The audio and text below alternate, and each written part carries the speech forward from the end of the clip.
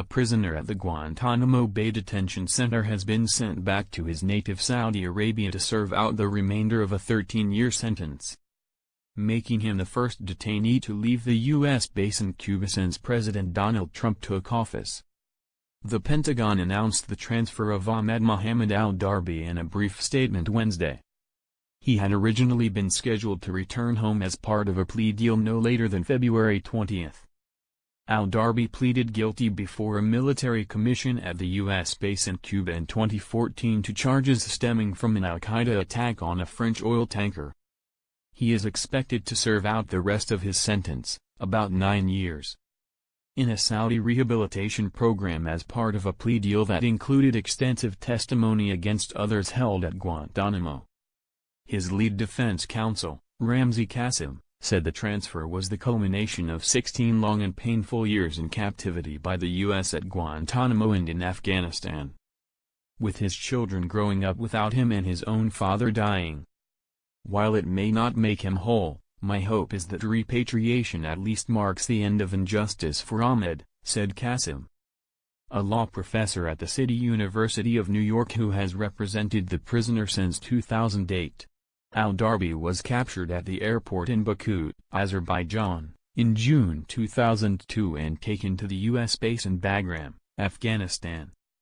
He has testified to being kept in solitary confinement, strung up from a door in shackles, deprived of sleep and subjected to other forms of abuse as part of his early interrogation. In a statement released by Kassem, who was part of a legal team that included 2 military officers, Al-Darbi described what he expected to be an emotional reunion with his family in Saudi Arabia. "I cannot thank enough my wife and our children for their patience and their love. They waited 16 years for my return," he said. "Looking at what lies ahead, I feel a mixture of excitement, disbelief, and fear. I've never been a father. I've been here at Guantanamo. I've never held my son." His transfer brings the number of men held at Guantanamo to 40, which includes 5 men facing trial by military commission for their alleged roles planning and supporting the September 11, 2001 terrorist attack and another charged with the attack on the USS Cole in October 2000.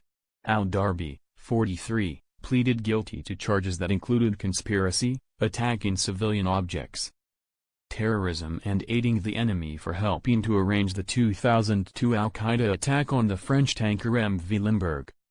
The attack, which killed a Bulgarian crew member, happened after al-Darbi was already in U.S. custody and was cooperating with authorities, according to court documents. Al-Darbi could have received a life sentence but instead got 13 years in the plea deal. He provided testimony against the defendant in the Cole attack as well as against a Guantanamo prisoner charged with overseeing attacks on coalition forces in Afghanistan in 2002 to 2006. Neither case has gone to trial. General Mark Martins, the chief prosecutor for the war crimes proceedings at Guantanamo, said in a February Defense Department memo that al-Darbi provided invaluable assistance to the U.S. Al-Darbi's testimony in these cases was both unprecedented in its detail regarding al-Qaeda operations and crucial to government efforts to hold top members of that group accountable for war crimes.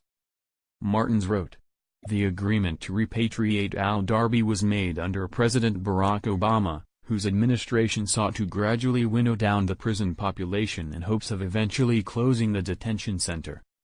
Trump reversed that policy and has vowed to continue using the detention center." In a separate statement Wednesday, the Defense Department said it had sent the White House a proposed set of guidelines for sending prisoners to Guantanamo in the future should that person present a continuing, significant threat to the security of the United States.